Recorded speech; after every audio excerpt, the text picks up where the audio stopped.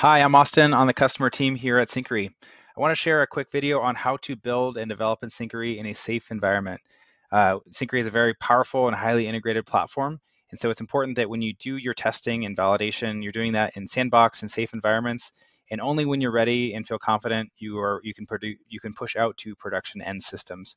So a couple things to note on that front is when we start to administer your accounts as a customer, you'll get a sandbox and production instance. And so you'll see the sandbox, actually see a sandbox label here. It's not showing here because this is actually a production instance, but that's how you can distinguish it. But more importantly, you want to make sure that your synapses that you're connecting are sandbox environments. So if you click on the three dots here in my Salesforce synapse, click edit, this is the configuration. So I can confirm this is actually going to my developer sandbox instance of Salesforce. Same thing with HubSpot. So we're good there. I'm going to go over to Sync Studio.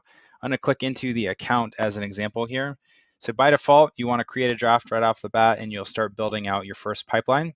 And this is the account entity. So what this is doing, this is already pre-mapped. So we're basically bringing in HubSpot account data, bringing it into Syncari, and then pushing back out to Salesforce. So you can build and develop in a draft here. That is a safe way to do it. Note when you do run a live test, when you're testing this out, that test, that record that flows through will actually write out to that end system. This is a sandbox, so we're good there. Once we do publish this pipeline, that's good. And then we can create a new draft if we want to make revisions to it. Something to note though is when you have a new draft created and there's already a published pipeline, that new draft, once you hit publish, that will overwrite your previously published pipeline. Cool, and then one other thing to note is if this is a production environment, what we'll want to do, what we recommend is putting in a filter. So I'm going to go into the functions here and put in a filter. I'm going to just drag that over to the canvas. I'm going to delete this arrow. I'm going to just click it, hit delete on my keyboard, and then I'm going to drag these other arrows so it's going to route through this filter first. So what I'm going to do here is just create a guaranteed to be false filter condition. So I just single clicked on filter. I'm going to hit configure. You can also do it here. Click the three dots and hit configure node. So this is I'm just going to call it a prevent all filter. And this is, I'm just going to say,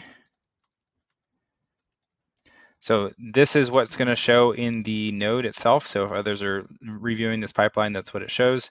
And this is just a longer form description of what's happening.